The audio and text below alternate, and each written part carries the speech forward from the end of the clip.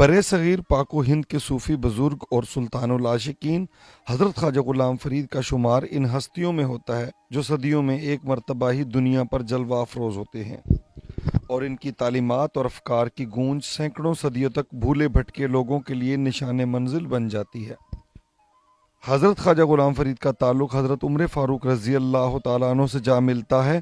آپ رحمۃ اللہ علیہ کے اجداد سرزمین عرب سے سندھ کی طرف ہجرت کرنے کے بعد ضلع لودھرا کی طرف چلے آئے۔ پیغام حق کا مبلغ یہ خاندان وقتاً فوقتاً ہجرت کرتا رہا۔ حضرت خواجہ غلام فرید رحمۃ اللہ علیہ کی ولادت 23 ذی الحج کو ہوئی۔ آپ رحمۃ اللہ علیہ کے والد گرامی حضرت خواجہ خدا بخش خود بہت بڑے عالم تھے۔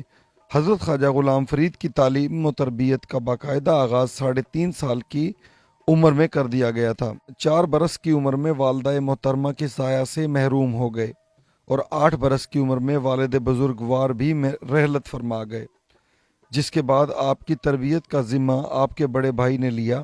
آپ کی شخصیت کی اس طرح تعمیر کی کہ والدین کی کمی کا احساس نہ ہونے دیا۔ آپ رحمۃ اللہ علیہ کی نگاہوں میں غربت، محرومیوں، مجبوریوں اور سامراجیت میں جکڑے ہوئے لوگوں کے لیے تڑپ کہتے ہیں کہ تنہا فرید کو نہیں، روح الامی کو بھی ہے خاک تیری پاؤں کے منہ پر لگی ہوئی۔ زندگی گزارنے کا سبق زیر تھی زبر نہ بڑھ متا پیش آوی۔ زیر اور زبر کی تکرار میں عاجزی اور انکساری کا پیغام دیا ہے حکمرانوں کے لیے خاص طور پہ۔ تو اسی طرح حضرت خواجہ صاحب جو آج کل حالات ہیں، دیکھیں کشمیر میں جو فلسطین میں جو صورتحال ہے ہم دیکھ رہے ہیں، اور روزانہ کی جو قتل و غارت ہے اور دل اس پہ بڑا غمگین ہے، تو ایسے حالات میں بعض اوقات بندہ مایوس ہو جاتا ہے، لیکن خواجہ صاحب فرماتے ہیں جھونکا تھی سے آباد ول یہ نئے نواندی ایک بنی، کہ یہ جھونکیں پھر سے آباد ہوں گی، یہ نئے نواندی ایک بنی۔ یہ حالات کبھی ایک جیسے نہیں رہتے۔ آپ رحمۃ اللہ علیہ نے تزکیہ نفس کے لیے روحی جیسے بے آب و بیاں صحرا کو پسند کیا اور زندگی کے 18 برس رشد و ہدایت کے لیے وہیں گزار دیے۔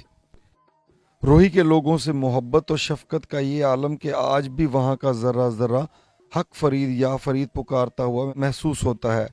آپ رحمۃ اللہ علیہ نے پیغام حق کی تبلیغ کے لیے شاعری کو اختیار کیا، جس کا اثر یہ ہوا کہ پتھر دل بھی موم ہو گئے۔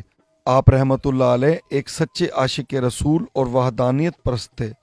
آپ رحمۃ اللہ علیہ نے اپنی تعلیمات کے لیے مقامی زبان کو اختیار کیا۔ یہی وجہ ہے کہ آپ کا پیغام بآسانی لوگوں کے دلوں میں سرایت کر گیا۔ آپ کے کلام میں اس قدر تاثیر تھی کہ دیکھتے ہی دیکھتے سرحد پار کر کے دنیا کے کونے کونے میں خوشبو کی مانند پھیل گیا۔ آپ رحمۃ اللہ علیہ کی تعلیمات کا سب سے زیادہ اثر نواب آف بہاولپور نواب صبح صادق خان عباسی نے قبول کیا۔ کوٹ مٹھن اور حضرت خواجہ غلام فرید کے گاؤں چاچڑا شریف کے درمیان 18 کلومیٹر کا طویل دریائے سندھ کی موجودگی آپ اور آپ کے خاندان کے افراد کے لیے آمد و رفت میں پریشانی کا باعث تھی۔ یہ کوئن نواب صاحب نے خواجہ صاحب کو اس لیے دیا تھا کہ بھی چاچڑا سے لوگ یہاں مٹھن کوٹ میں آسانی سے پہنچ سکیں۔ آج آپ کے وصال کو 1 صدی سے زائد کا عرصہ بیت چکا، لیکن عاشقان فرید کے قافلے یا فرید کے نعرے لگاتے ہوئے آج بھی دربار انور پر حاضری دے رہے ہیں۔ 5 ربیع الثانی کو آپ رحمۃ اللہ علیہ کا عرس مبارک منایا جاتا ہے، جو 3 دن تک جاری رہتا ہے۔ ہمیں آپ رحمۃ اللہ علیہ کی تعلیمات اور افکار پر نہ صرف عمل کرنا چاہیے بلکہ انہیں عام کرنے کی کوشش بھی کرنی چاہیے۔ اس سے نہ صرف ہماری شخصیت بہتر ہوگی بلکہ معاشرے میں فرقہ واریت اور انتہا پسندی کا بھی خاتمہ ہوگا۔